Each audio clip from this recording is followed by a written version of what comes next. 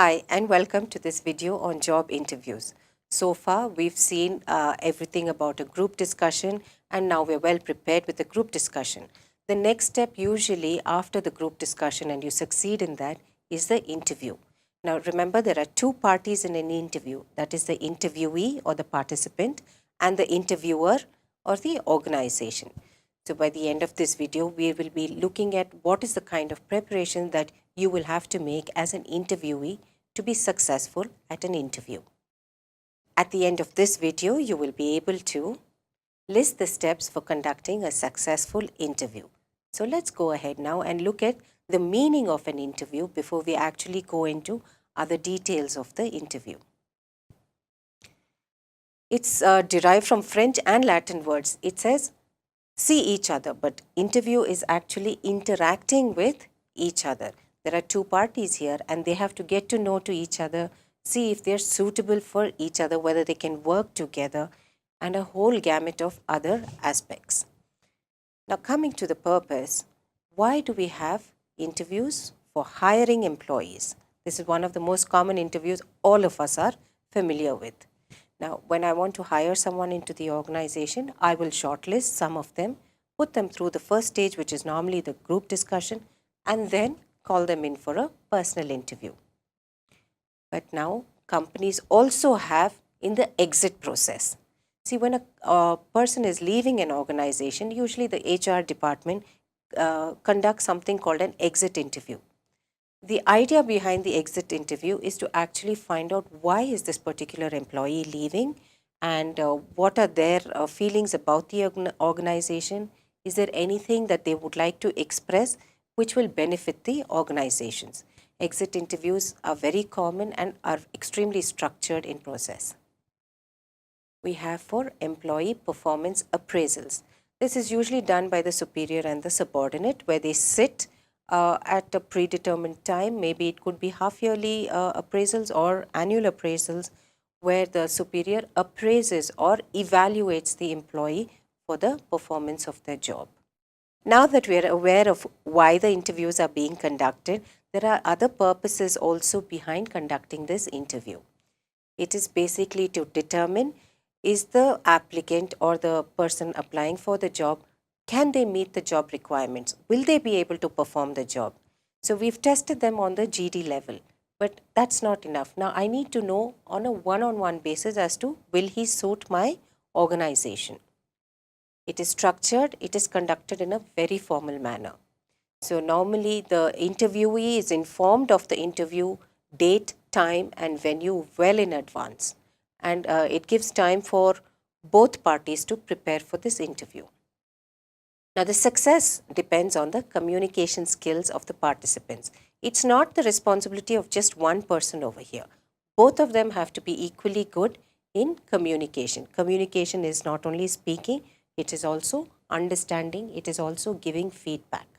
Now, having understood this, we have to understand also that it goes through a sequence of steps.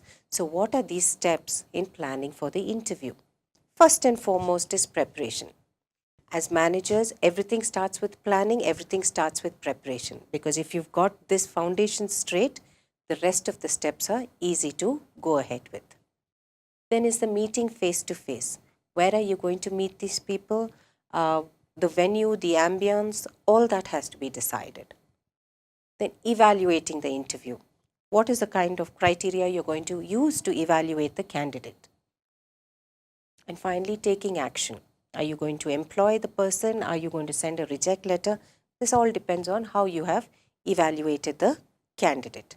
Having looked at these steps, now we'll start looking at other a closer look at the preparation to be done by the interviewee before actually he attends the interview. Now this preparation is done in 3 stages. One is before the job interview, during the interview and after the interview. So we'll look at each of these in detail because there is a lot of preparation to be done from the participant side. Before the interview, what is the kind of preparation that the interviewee has to do? You need to study about the organization. It's not that information is not available. The web has it all. So what you need to do is maybe log in and check out on the organization, check out on the competitors, what is the kind of market share they have, what are their future plans. Do a thorough study of the organization. Then gather job related information. You're applying for a particular post. Now gather all the information that you require related to that job. It could be marketing for pharmaceutical, which is very different from marketing toys. So if you're going for pharmaceutical, then gather all the information that you need to know about that particular job.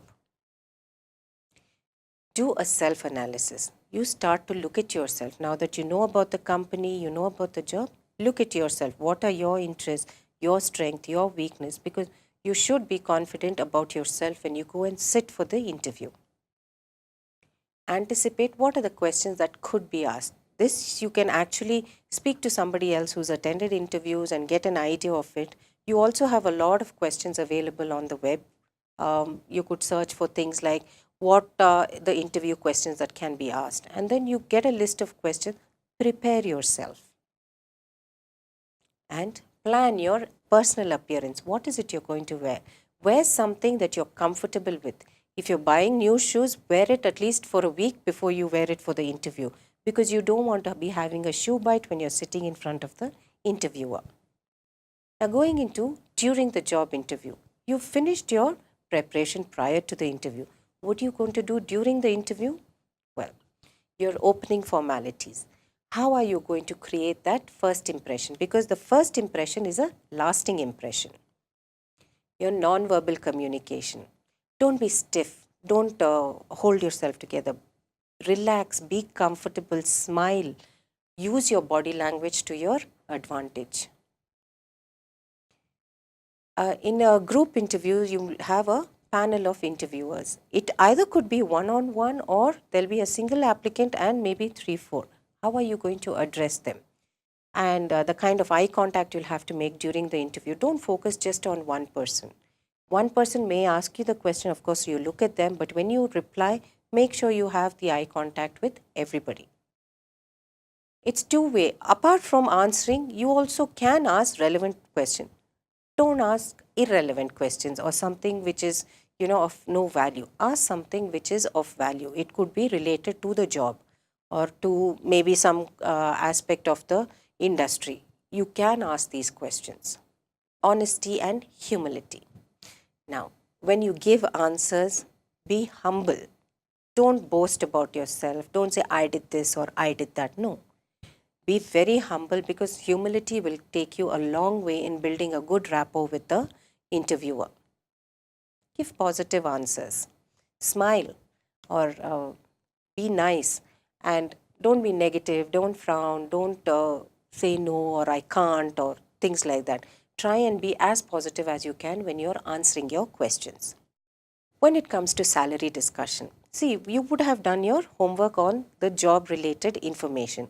You could also look around and see what is the kind of range of salaries being paid in that particular job. If they ask you, okay, what is the salary that you expect? Don't give a specific figure. Don't say I'm expecting 10,000 or 15,000 or something like that.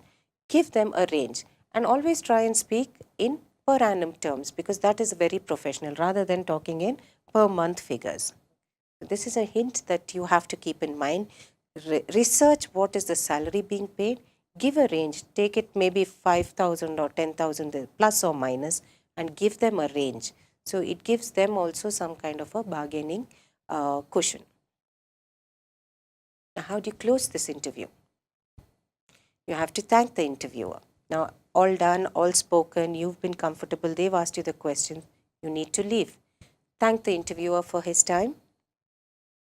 If the interviewer asks whether you have any questions, be prepared. You remember that you did some preparation before the interview? Well, there were some questions that you had looked at. If there's something that you feel you need to ask, or something came up during the interview and you're going to ask, please ask them those questions.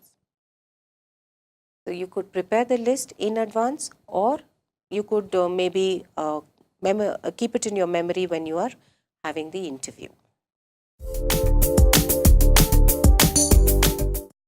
The key points discussed in this video are: Interview is derived from the Latin and French words meaning to see each other. The steps to be followed by the participants in planning for an interview include preparation, meeting face to face, evaluating interview, and finally taking action. Now, preparation from the interviewee's perspective is divided into 3 steps. One is before the interview, there is a lot of groundwork or homework to be done. During the interview, how the interviewee behaves and what are the do's and don'ts that he needs to follow. And finally, closing the interview. What is it that they do at the end of the interview? How do you leave the interview? You need to thank the interviewer, ask relevant questions. How can you use all this information? Okay, we'll assume that you've cleared your GDs and you've come into the interview. I've given you information here on what you should do as a participant of the interview. Go do your homework, apply for a job, do your homework about the job, go well prepared, well dressed, and all the best.